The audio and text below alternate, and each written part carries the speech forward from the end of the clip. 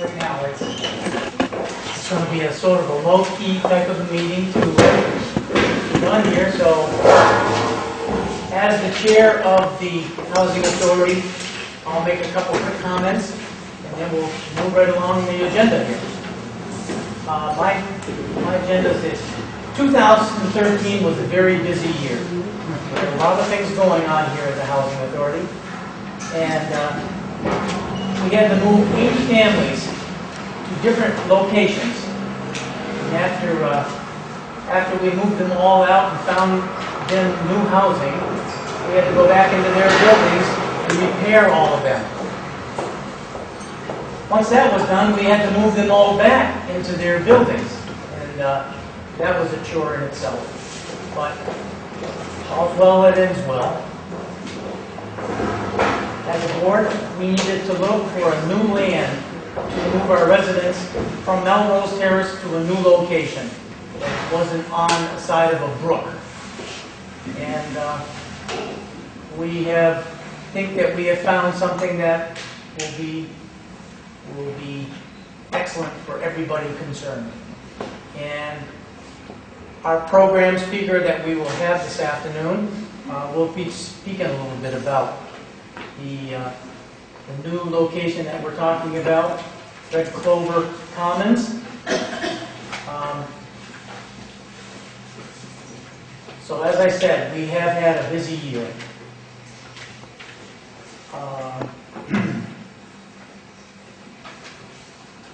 I'd like to introduce Marshall Wheelock, who is the president of Housing Vermont. Marshall is... I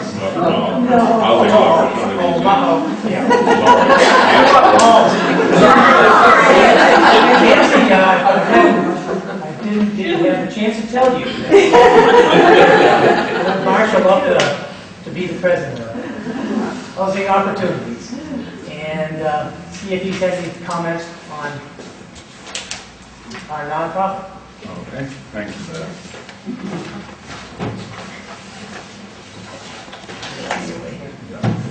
As Bill said, my name is Marshall Wheelock.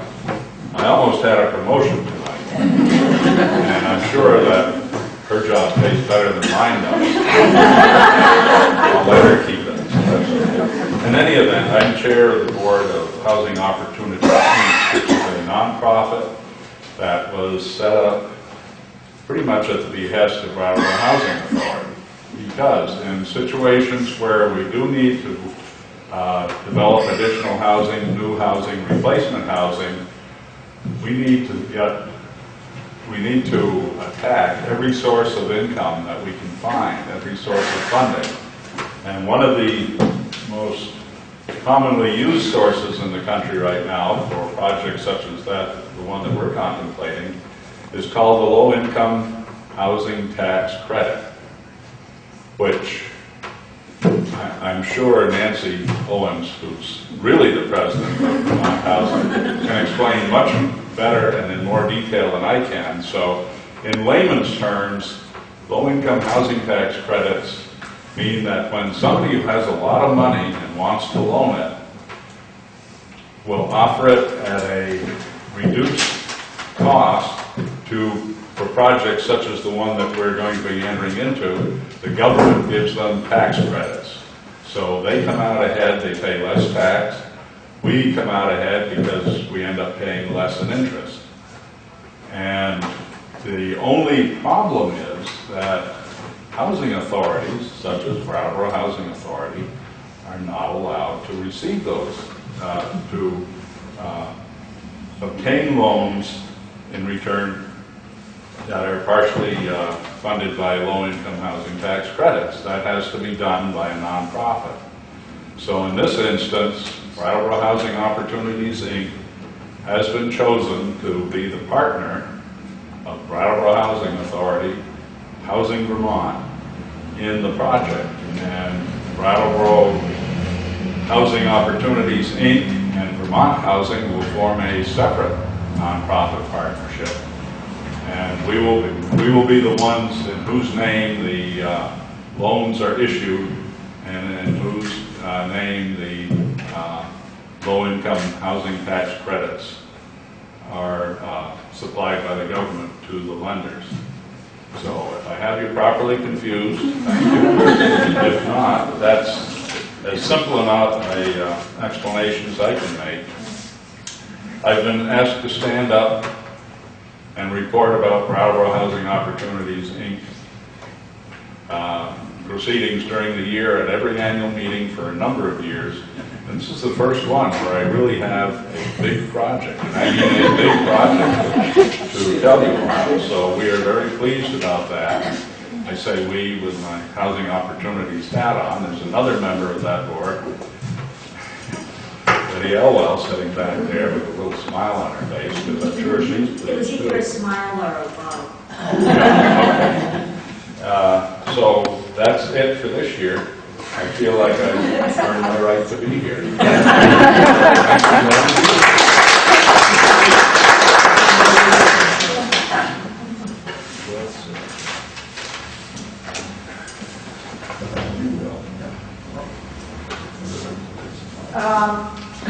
Well, welcome everybody. I am Christine Hart, and I am the Executive Director of the Brattleboro Housing Authority, and my role here is, it says, acknowledgement of the staff. Every year I get the privilege to put together the Housing Authority's annual report that goes into the town meeting annual report, and I am always happily overwhelmed by how much this staff, all of you, accomplish in a year. And once again, you have really done tremendous service to the Brattleboro community, to our residents, our program participants, and benefited just probably about 1,000 people in the community directly through your service. So if you want to stand up, that would be nice, and we will give you a round of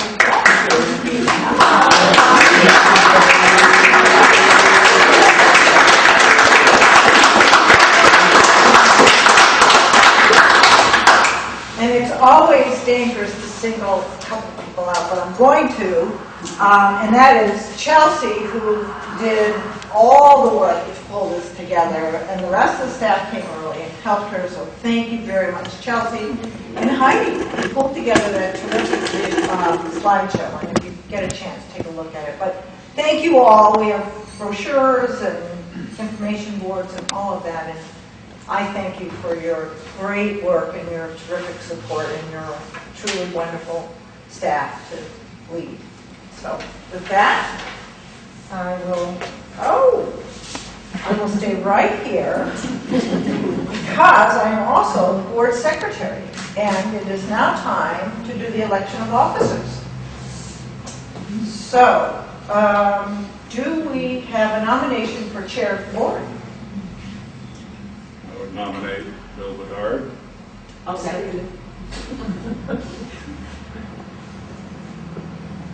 Are there any other nominations? All those in favor of Bill Bedard, please say aye. Aye. And vice chair? I nominate Marshall Willock. Second.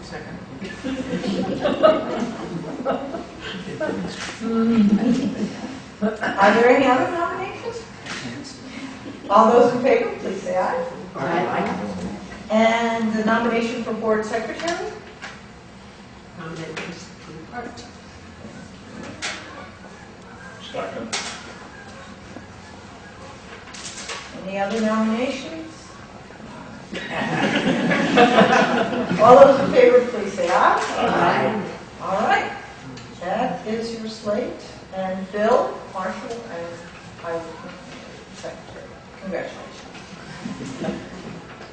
We don't have our resident association representatives here, unfortunately, but some of the staff has said that they would be willing to tell us what has been going on in the neighborhoods that BHA owns and operates. So, Chelsea, I'm going to start with you. Want me to come up or you want to just stay there? Either way,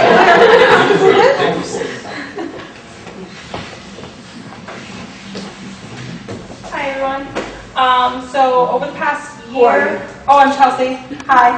what is your Resident job? Services Coordinator. I've been in my position officially since February of this year. Really more so since May, and I kind of got my feet grounded a little bit. So in the past year, I've been working with the resident associations, which have been a little lackluster in some of our communities, and I'm working with Molly Burke through her Art in the Neighborhood program, and we've brought art programs to both Moorcourt and Ledgewood, and we're working with the children and the lack of associations they have right now to try to get people interested in creating associations and building community, kind of starting with the children.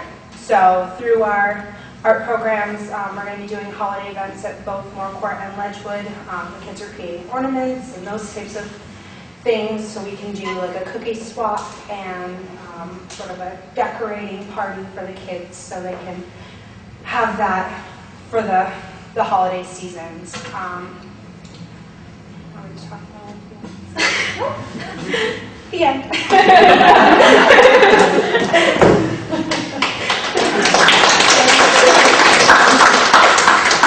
Just a word about Chelsea. We had a very nice individual in the resident services coordinator position who unfortunately got a very serious illness.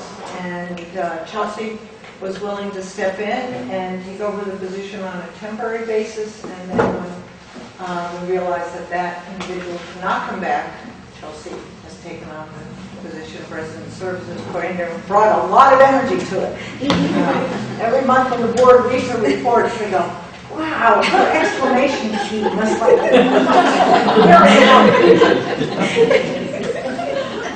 So George Kingfield is our property manager for the Elliott High Rise and Moorcourt and Ledgewood, and he's going to tell us what the SBA folks have been up to.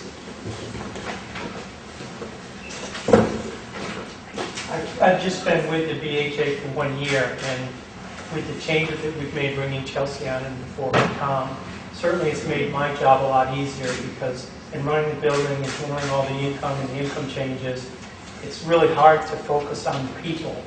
And it's really good to have a team in place with Sash, Christine Hazard, Chelsea, and everyone else in those groups that are there to help. I can focus on what I need to do and do referrals to the other people, and it's great. I've seen a lot of improvement and the ability to help people live better lives in the building. The new association is in place. They're very enthusiastic, and that's, again, tribute to Chelsea, but they're making a lot of changes. They're doing bingo and a lot of activities that are making a big difference. And not to forget the pavilion out front is being used quite a bit more, so there's a lot more activity going on outside, and we've certainly been having a lot of nice weather. That's about it. Thank you. And then Heidi Sherry is the property manager for Melrose Terrace and Case Court, and you might just mention the snowmobile. Sure. Like Chris said, I do manage Melrose, Case Court, and the A.W. Richards building, but Always forget that.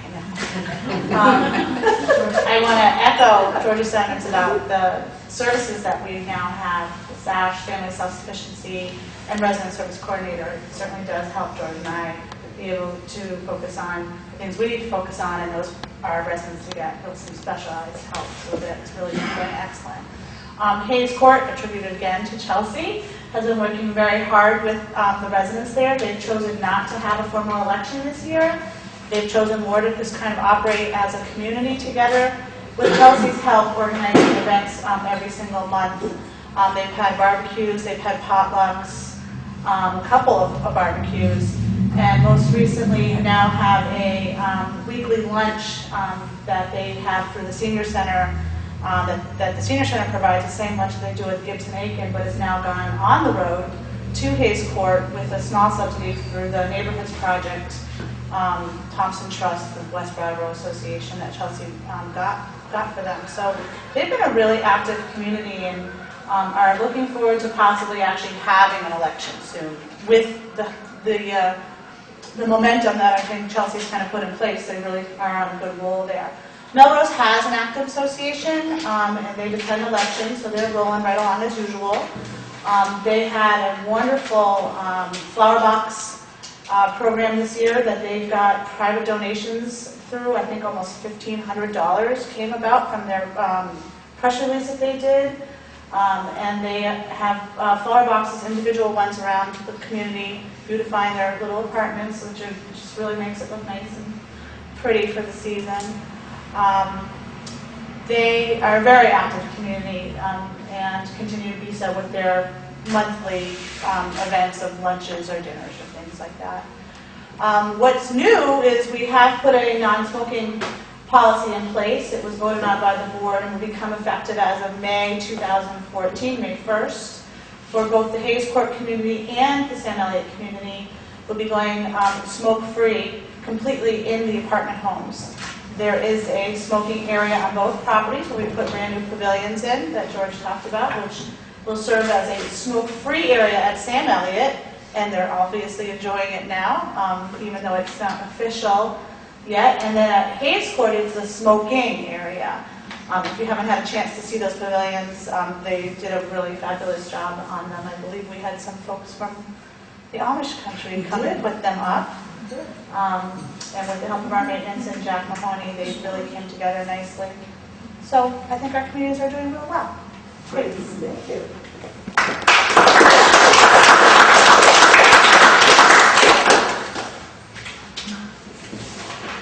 Do you want to do the introduction? Yeah. While Bill makes his way up here, I do want to recognize that we have two new staff. Sandra Brodsky is right back there, and she has joined the staff as our SASH coordinator. We now have 2 SASH panels, which is really great.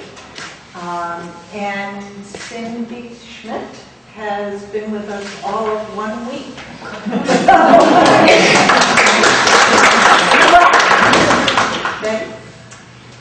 I would just like to say a great thanks to the Brattleboro Housing Authority. Part of what I do is chair the Christmas Stocking Committee. And the Brattleboro Housing Authority has been so supportive with the administrative help and the support that it's Jeannie McPherson and it's everyone who's working with her that they are called upon to help. She and Ellie Moynihan from our Christmas Stocking Committee, we are only here this year and last year because of their help. And we dearly, dearly appreciate it. We don't give money, we just get the benefits of their skills. So we are very, very blessed. Thank you.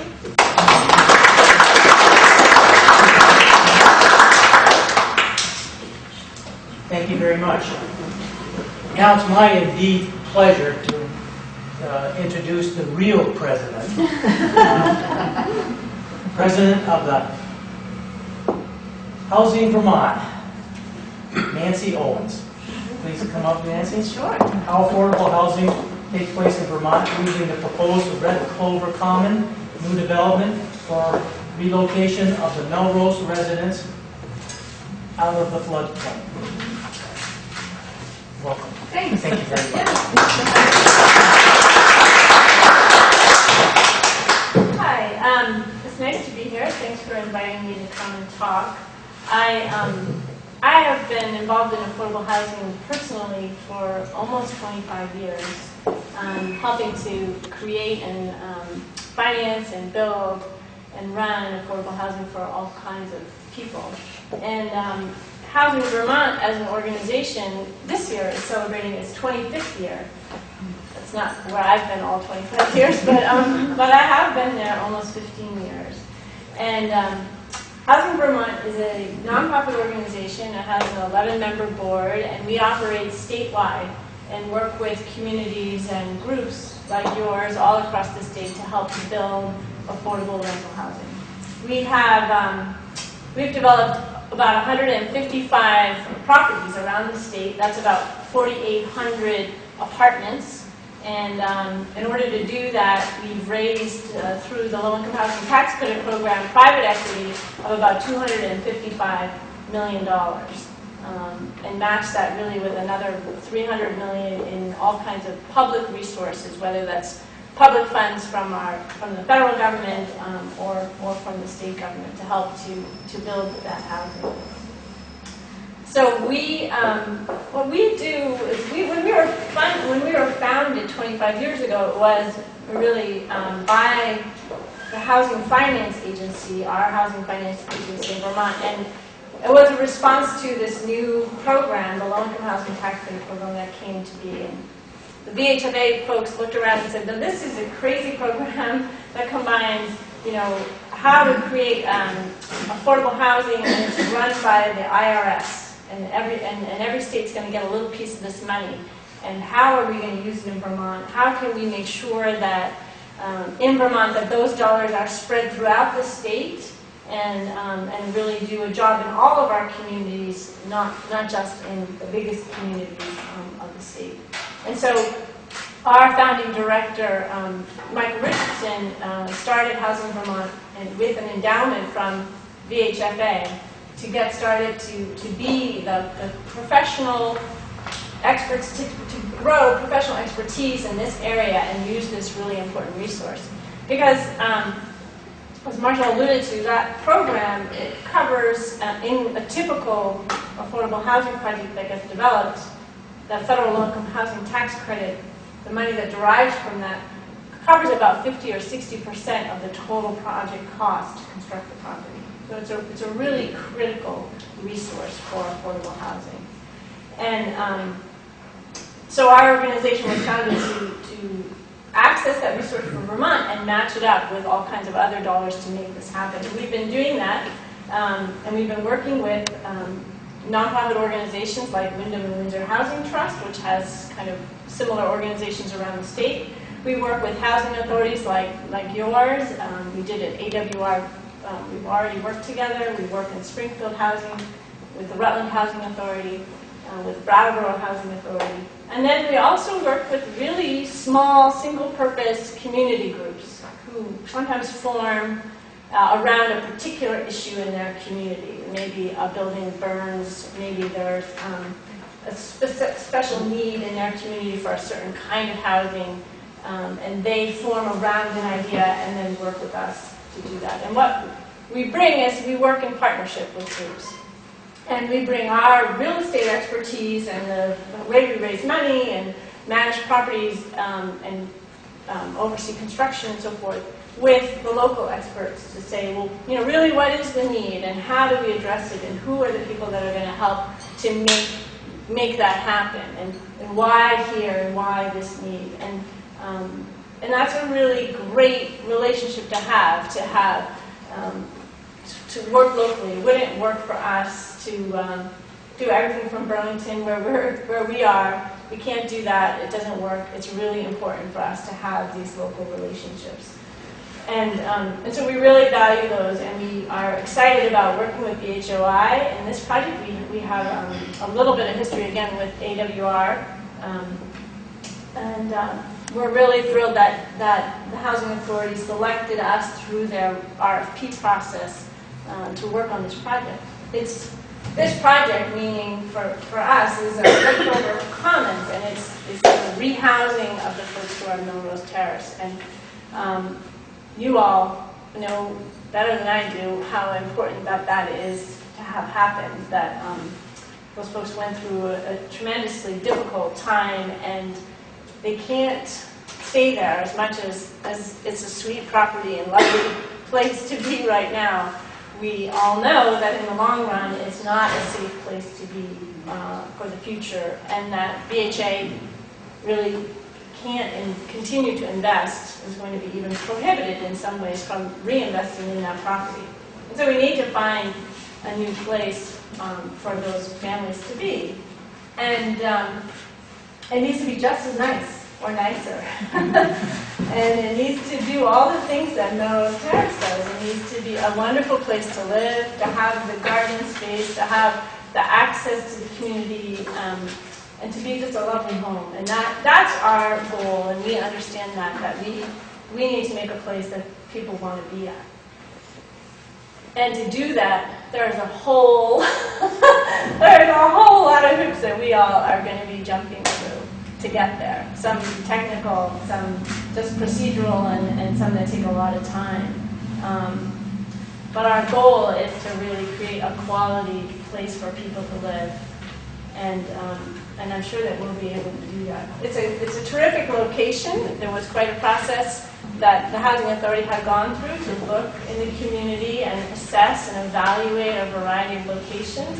This one up off of Fairgrounds Road near the Walgreens was the first choice. The first choice of the folks who looked at it, the first choice of the folks in Melrose Terrace. So we were happy to be able to secure that and get that under site control. We're working with the Regional Planning Commission, and Sue's here, on some issues to help us assess that property.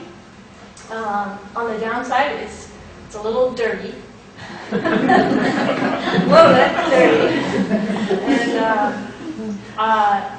But that's not something we're afraid of. We've been in that situation before and worked together with you on some complicated projects. And for the community, that's another positive outcome, right? We're going to take a vacant, disused, underused site that's dirty, that's got some environmental issues, and when we're through there, it will be clean, and it will be a better neighbor for the neighborhood, and resolve some issues that have just really not been touched. So, so in addition to creating some new attractive housing, we're also cleaning that site. I think one of the other key pieces of this for the people in Melrose and for the Housing Authority is the folks who live in Melrose Terrace really have a really great benefit of being in Housing Authority, in that they're paying a very small amount in rent for their housing. They have subsidies that come through the Housing Authority that help to cover all the expenses associated with it, and so their out-of-pocket rent is just 30% of their income. And so one of the key things we need to do is we want to continue to house those same folks, and we don't want them to pay more for the new housing than they're currently paying. And so we need to work with HUD and move all of that that subsidy, those programs that benefit the residents, and move them from Melrose Terrace and move that subsidy over to Red Clover Commons. And that's a process that we're starting to engage in, and working closely with HUD and with some consultants to help us get through. But it's, again, another one of those hoops that we're going to be going through. But it's a really critical one. And the other hoop that we'll be traveling through, and you'll probably read about us in the paper and see us, is through the permitting process. So we're going to be starting that next month, and we will be going for a sketch plan, which is the very first step, where we present the sketch, the thinking about the site and the ideas, and that should happen in the middle of December.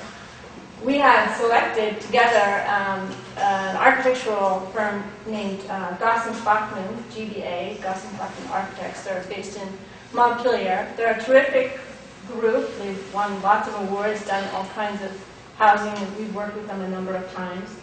And they're helping us now come up with site plans and very preliminary elevations to address the concepts that we're looking at for the site. So we have the site plan out here, and it's been available. We've given it to the neighbors and a few other folks, and we'll be starting to see more ideas being generated about how the building will look and all of that over the next few weeks.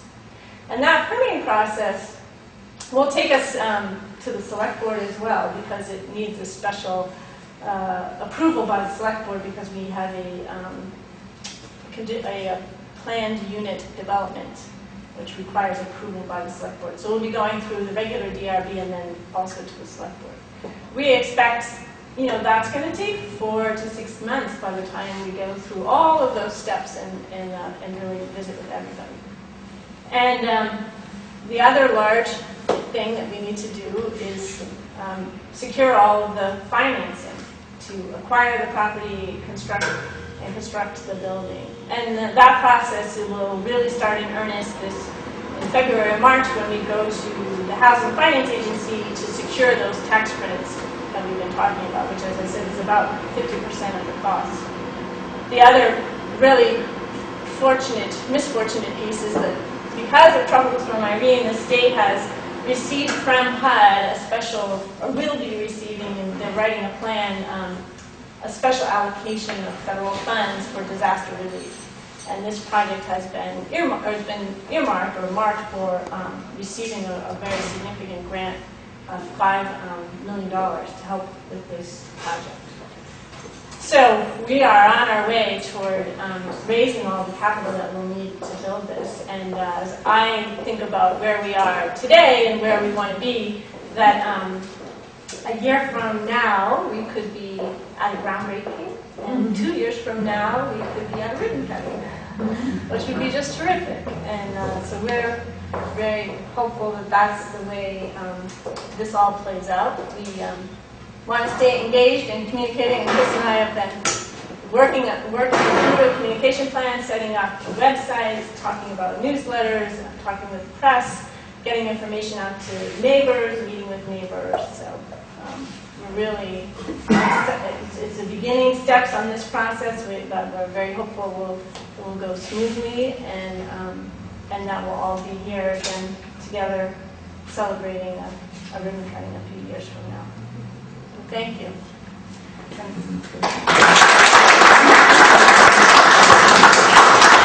Happy to answer any questions that folks have. And Chris probably can answer them as well. Are there questions for Nancy? Don't be shy. It's okay. You got her. That's all right. Yeah. Go ahead. Yes, go ahead. Are all of the people from Melrose going to have to move, or is there some of that campus going to continue? No, all of the folks from Melrose will need to leave eventually. Yeah. There may be a reuse of the property, but it won't be able to remain as public housing.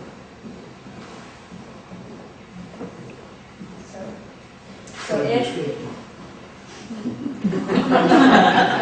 down.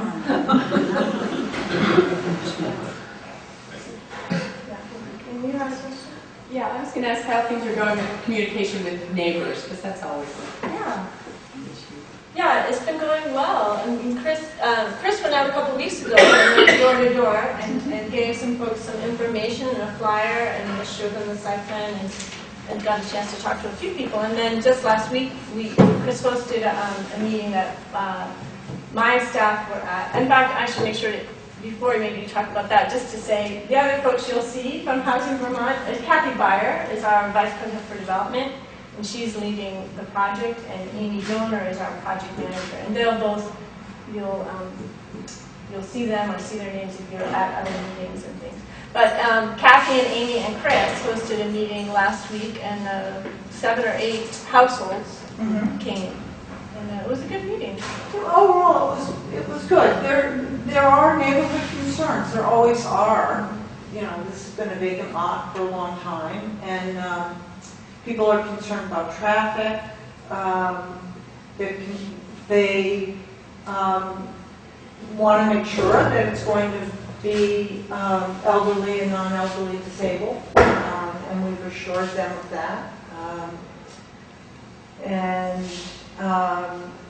There were some questions about how did we come to settle on this site. So we went through and explained some of the siting, the siting studies, the 2 siting studies that we've done, and I've sent those to residents. We've handed out flyers and given information, and I think as we move forward, we'll get more resident concerns, and we'll just keep addressing them. It's a big change, and as much as we might think that, gee, we're cleaning this up, and it's going to be landscaped and look very nice, still it's a big change. I think the key is the same as talking with our Melrose residents to just keep engaging and getting questions. We have a frequently asked question handout for the Melrose residents, and it now has 65 questions on it. Wow. And we've started one for the neighborhood, for the Red Clover neighborhood. So every time we get questions, we're going tomorrow night to visit with the select board, and I'm sure there'll be some questions. And I see David Bernstein here. Hi, David, the chair of the select board. Welcome. I'm sure that they will have questions, and we'll add those, and we'll keep sending them out, and just as we get community questions and comments, we'll keep putting them on there and putting it out so that people can see what the questions are and what the responses are. That's a good question. Other questions about Melrose or Housing Vermont and Red Clover Commons? Red Clover is slated to have 55 units, and that means that we have to do another phase of development for the remaining 25 residents. And also the BHA main offices and our garage are at Melrose, so those also need to be moved. So that's all part of phase 2. And what we will do is we will look at the property, the Melrose property, and we will, with our engineers, find the least flood-prone buildings, and that's where we will cluster the remaining residents as we do the development and all this work for phase 2. So, and then the property will be vacated. Chris, at the point that the 55 residents will move from Melrose, will those buildings be removed? We're not planning on removing them now, no. No. That, the whole issue of what the reuse of Melrose will be is, it's a very big question mark. The property is in the floodplain, it's in the special flood hazard area. Some of the buildings are right in the floodway, and they were built right in the brook, practically. Some of the other ones are not. They're in the 500, there are a few in the 500-year floodplain. Some are in the 100-year fringe. We've had some discussions with a variety of state agencies, and I have to say that state agencies have different lenses that they're bringing to Melrose, and we're going to have to sort out all those lenses. And as we do that, we'll obviously have to be in communication with the town, because I think that this is a very important piece of property, and one that if I were on the select board, I certainly want the housing authority to be communicating about what it's finding as it's going through the process of discovering what Melrose could possibly be used for. But we don't have funds to demolish buildings yet. But we have always, since the storm, anticipated that the 6 buildings that are right in the floodway, right along the brook, would have to be taken out, and the brook widened to give it more room as it comes through that part of Melrose. So that's sort of always been in our thinking. We'll have to see, you know. It really is it's a great unknown that we have. The advice that I was given when we first went up to Montpelier and started to meet with the funders and regulators was, you know me, I gave them the big plan, and they all went, we don't do that many affordable housing units in 2 years in Vermont, Chris, could just scale it down. So the focus is really on removing the residents from Melrose and getting them into safer housing, and then we'll have to focus on Melrose. Other questions? especially for ants. Yeah. I'll show them. All right, thank you. All right. Thank you.